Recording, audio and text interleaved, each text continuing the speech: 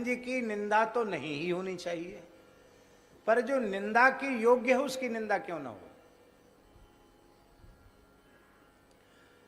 आपने कोई निंदित कर्म किया और हमने उस निंदित कर्म का अपनी वाणी से वर्णन किया, तो आपके पाप का तो कोई प्रायश्चित हुआ नहीं, क्योंकि आपने किया नहीं तो होगा कैसे। बिना किए पाप का प्रायश्चित तो आपका हुआ नहीं। और हमने पहले उस पाप को कर्ण मार्ग से अपने भीतर स्थान दिया, मन में आया, बुद्धि में आया, फिर हमारी वाणी में आ गया। तो इतना पाप तो पहले ही हमारे भीतर आ गया। फिर जो पाप, महाराज जी, फिर जो पाप एक बार मन में आया है, बुद्धि में आया है, वाणी में आया है, वह दिन दूर नहीं कि वह पाप तुम्हारे व्यवहार में भी आ जाएगा। जो मन वाणी में आया है वो क्रिया में भी आएगा ही।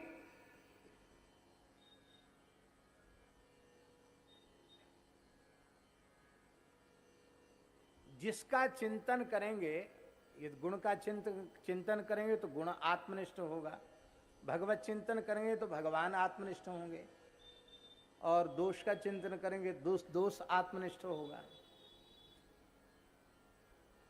और ये बात बिल्कुल पक्की है, पाप करने वाले पापी को जो पाप लगता है वही पाप उस पाप की चुगली करने वाले को लगे, वही पाप।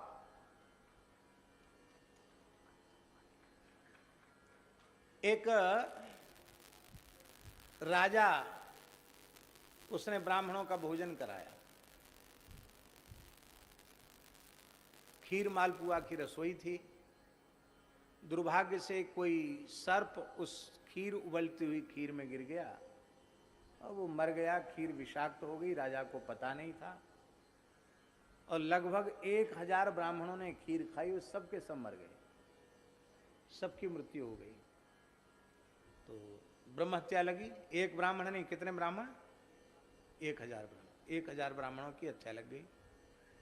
तो राजा बहुत दुखी हुआ, पता चला कि सर्प मर गया था। बाद में पता चला जब सारी खीर नीचे खंगाली गई, आखिर हुआ क्या, खीर का परीक्षण कराया गया वैद्यों के द्वारा, तो उसमें विष था। अब बहुत दुखी हुआ राजा, इतना दुखी हुआ कि अन्न जल त्याग कर गंगा जी के तट पर बैठ गया कि अब प्रायश्चित तो मेरा कोई है नहीं, बस अनशन करके अपने प्राणों का ही त्याग गंगा जी के तट पर कर दूंगा। 3 दिन तक अन्न जल त्याग करके वहां बैठा रहा। चौथे दिन एक ब्राह्मण गया, उसने राजा से कहा, महाराज मेरी बेटी विवाह के योग्य है, आप धन दे दीजिए कि मेरी पुत्री का विवाह हो जाए। तो राजा ने हृदय से राज्य का त्याग कर दिया था, इसलिए उसने कहा कि अब तो मैं राज्य की तो चले क्या, मैं तो अन्न जल का भी त्याग करके बैठा हूं और यहां मरने के लिए गंगा जी के तट पर बैठा हूं, इसलिए मैं, आप शरीर से कहो तो मैं आपकी कोई सेवा कर सकता हूं, बाकी अब मेरे पास मेरा कहलाने के लिए कुछ भी नहीं है जो मैं आपकी सहायता कर सकूं। आप चाहिए राज्य में जाइए, जो लोग संभाल रहे हैं उनसे मांगिए, वो जरूर देंगे, अब ये मेरा प्रकरण नहीं है। इतना सुनते ही वह ब्राह्मण क्रोध से आग बबूला हो गया और उसने चिल्ला चिल्ला कर गालियां बकना शुरू किया। बोले, रे नीच दुष्ट, बड़ा भारी अनशन व्रत लेके महात्मा बन के यहां बैठा है, लंगोटी लगा के बैठा है, 1000 ब्राह्मणों की हत्या करने के बाद अब ये 100 चूहे खाए बिलारी जपने बैठी, अब यहां माला फेरने बैठा है। राजा ने सिर झुकाया, सब कुछ सुनता रहा, एक शब्द का भी उत्तर नहीं दिया। ब्राह्मण तो गाली बकता हुआ चला गया और इधर 2 देवांगनाएं गंगा जी में स्नान करने आई। महाराज जी, वो 3 दिन पहले भी आई थी वो देवांगनाएं, तो स्नान करते हुए बातचीत कर रही थी कि इसमें तो देवलोक में एक बड़ी धर्म सभा जुटी हुई है, वहाँ एक जटिल प्रश्न के ऊपर सब विचार कर रहे हैं कि धरती पर एक घटना घट गई है, अमुक राज्य में 1000 ब्राह्मण मारे गए, पर इसमें दोष किसका है? राजा तो परम ब्राह्मण भक्त था, उसका तो दोष है नहीं। तो ब्रह्म हत्या किसके सिर पे मढ़ी जाए? तो 3 दिन से लगातार सभा चल रही है कि किसके सिर पे ब्रह्म हत्या मढ़ी जाए, किसके सिर पर ब्रह्म हत्या मढ़ी जाए। आज अभी अभी निर्णय हुआ है। क्या? बोले वो 1000 ब्राह्मणों की हत्या एक ब्राह्मण के सिर पर मढ़ दी गई। राजा के कान खड़े हुए, किस ब्राह्मण के सिर पर? अरे बोले वही जो थोड़ी देर पहले गाली दे के गया कि 1000 ब्राह्मणों की हत्या करके अब तू भजन कर ढो स्वांग रच रहा है, ढोंग रच रहा है। ये है यत अधर्म कृत स्थानम सूचकस्यापि तद्भवेत्। जो कभी किसी की निंदा नहीं करता वो किसी के भी पाप में सहभागी नहीं होता है। एक राजा दुष्ट प्रकृति का था। दक्षिण भारत गोदावरी तट की घटना है अनिरुद्धाचार्य जी। वो महात्मा गोदावरी के तट पर रहते थे और वो नगर में जाते थे भिक्षा लेने के लिए। उनका नियम था जो कोई मनुष्य सामने आ जाए उसी को नारायण कहकर भिक्षा मांगते थे। परमहंस महात्मा थे, जो मिल जाए। उन्होंने अपना भिक्षा पात्र आगे किया। सौभाग्य की बात, एक दिन राजा सामने आ गया। पहले पहले राजा ही सामने तो भिक्षाम दे, भिक्षा पात्र बढ़ाया तो राजा दुष्ट प्रकृति का था। वो साधु ब्राह्मणों के प्रति सद्भाव नहीं रखता था। उसने अपने नौकर को कहा डाल दे, लीद से भर दे इसका भिक्षा पात्र। तो राजा के घोड़े ने लीद किया था, नौकर ने उठा के लीद महात्मा के भिक्षा पात्र में डाल दी घोड़े की। वो लीद लेकर गया और महात्मा कुछ नहीं बोले। एक ही दिन भिक्षा लेंगे और एक ही व्यक्ति से लेंगे, द्वारा लेना नहीं, नियम था उनका। अब खाने योग्य चीज न ली जाएगी, अखाद्य थोड़ी लिया जाएगा। तो भिक्षा लेके आए, अपने कुटिया के बाहर पटक दी, गोदावरी के जल में भिक्षा पात्र को धो लिया और केवल जल पी करके भजन करने लगे। कुछ काल पश्चात राजा जंगल में शिकार खेलने गया तो राजा ने देखा कि वहां एक घोड़े की लीद का पहाड़ लगा हुआ है। पहाड़। उसको बड़ा आश्चर्य हुआ कि जंगल में इतने घोड़े कहां से आए। और घोड़े आए तो घोड़े जंगल में घोड़े लीद करते, जो जगह जगह करते। ये इकट्ठी किसने की? यहां इतनी पहाड़ हो गया घोड़े की लीद का। इतनी लीद इकट्ठी कहां से हुई? एक कुटिया दिखाई पड़ी, चले महात्मा से पूछें। वो भूल गया था कि वही महात्मा है। गया, बोले महाराज आपके पास घोड़ा तो एक भी नहीं दिखता, न कोई घुड़साल दिखती, इतनी लीद कहां से आई? बोले महाराज आपका ही प्रसाद है, आपका दिया हुआ है ये सब। तूणे नैक शरक करेण दसधा संधान काले शतम चापे भूत सहस्र लक्ष गमने कोटिश्च कोटिर्वधे अंते चार्व निखर्ब बाण निकरई सीतापते क्षोभितम एतद बाण पराक्रमश्च महिमा सतपात्र दानम यथा। जैसे राम जी का बाण बढ़ता है ऐसे ही सतपात्र को दिया हुआ दान बढ़ता है। तो आपने हमको जो दिया था वही बढ़ रहा है। कितना बढ़ेगा महाराज? इतने जल्दी पहाड़ हो गया तो कितना बढ़ेगा? महात्मा हंसते हुए बोले इतना बढ़ेगा कि तेरा सारा राज्य इसी लीद में दबकर समाप्त हो जाएगा। अब तो वो कांप गया। बोले महाराज मैं तो अपराधी तो था, लेकिन अब मेरा मस्तिष्क परिवर्तित हो चुका है। अब मुझे कुछ ऐसा करो कि मैं ये लीद घटे, बढ़े नहीं। तब उस राजा ने महात्मा से दीक्षा ले ली, भजन में लग गया।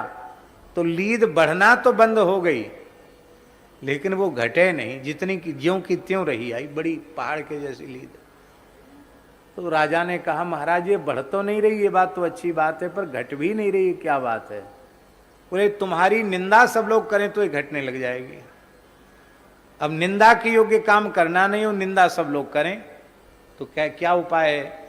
तो राजा ने अपने पुरोहित की विवाह के योग्य पुत्री को अपने महल में अपनी पुत्री के पास रखा और कहा देखो हमारे कुल पुरोहित की बेटी है, अपनी बड़ी बहन मानकर बहुत लाड़ प्यार से रखना, बस कुछ समय तक रनिवास से बाहर नहीं निकलने देना। 2-3 दिन के बाद ब्राह्मण आया, बोला हमारी बेटी। तो नौकर चाकरों ने फटकार के भगा दिया। अब वो ब्राह्मण बड़ा दुखी हुआ, पूरे नगर में हल्ला मच गया कि राजा तो धर्मात्मा का स्वांग रचता था, पर राजा की बुद्धि तो पहले जैसी ही है। बताओ, पुरोहित की युवा कन्या को अपने महल में रख लिया। ऐसी बातें जल्दी फैलती हैं, और निंदा होने लगी तो लीद घटने लगी। घटते घटते बिल्कुल घट गई, पर एक तसला लीद बच गई। तो राजा रोज जाकर जंगल में लीद देखता था। उसने कहा, एक तसला कैसे बच गई? महात्मा से पूछा, गुरुजी एक तसला कैसे बची है? बोले, आपके नगर में एक बुढ़िया रहती, वो कभी किसी की निंदा नहीं करती, इसलिए उसने तुम्हारे पाप में हिस्सा नहीं बटाया। वो भी यदि निंदा करे तो ये लीद खत्म हो जाएगी,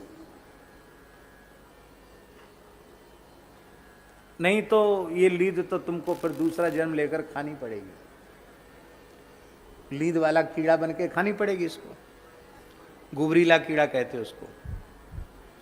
राजा ने कहा, निंदा करवाना तो बहुत सरल, बाएं हाथ का खेल है। तो राजा अपना वेश बदल करके बुढ़िया के पास गया।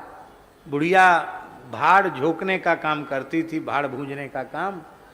तो बुढ़िया जो है अपने चना वना सब अमनिया कर रही थी। तब तक राजा रात्रि में छद्म वेश में पहुंचा, छिपे हुए वेश में पहुंचा। पहुंच करके बोला कि माताजी मैं कुछ आपकी सहायता करूं, सेवा करूं? नहीं नहीं नहीं, मैं अपना काम में किसी को सहभागी नहीं बनाती हूँ, अपना काम अपने हाथ करती हूँ। मैं किसी का सहयोग सहायता नहीं, मैं गरीब नहीं हूँ, अपने ढंग से अपना उतना ही गुजारा कर लेती हूँ जितने में हमारा गुजारा हो जाए। नहीं नहीं माता, नहीं नहीं बिल्कुल छो मत मेरा सामान। तो वो बैठकर बोला कि माताजी आप तो अपने काम में व्यस्त हैं, आपको पता नहीं कि नगर में क्या हो रहा है, यहाँ का खबरदार आगे नहीं बोलना। वो एक तसला लीद तो तुझे खानी ही पड़ेगी, मैं तेरे पाप में सहभागी बनने वाली नहीं हूं। राजा ने बुढ़िया के चरण पकड़ लिए, बोले बिना कहे तुम्हें कैसे पता चला कि तसला भर लीद एक बाकी है तुम्हारे हिस्से की, कैसे पता चला? उसने कहा, मैं किसी की भी निंदा नहीं करती, अनिंद्य की निंदा तो नहीं ही करती हूं, निंदा के योग्य व्यक्ति की भी निंदा नहीं करती। यही कारण है कि मैं सर्वथा निष्पाप हूं, और अनिंदा व्रत के कारण मुझे त्रिकालज्ञता प्राप्त हो चुकी है, परमार्थ परतत्व का बोध हो चुका है, इसलिए मैं तुम्हारे पाप में हिस्सा नहीं बटा सकती, उतनी लीद तो तुमको खानी ही पड़ेगी। इसलिए भैया कभी किसी की निंदा मत करो। और मैंने सरकार के जीवन में तो ये बात थी ही,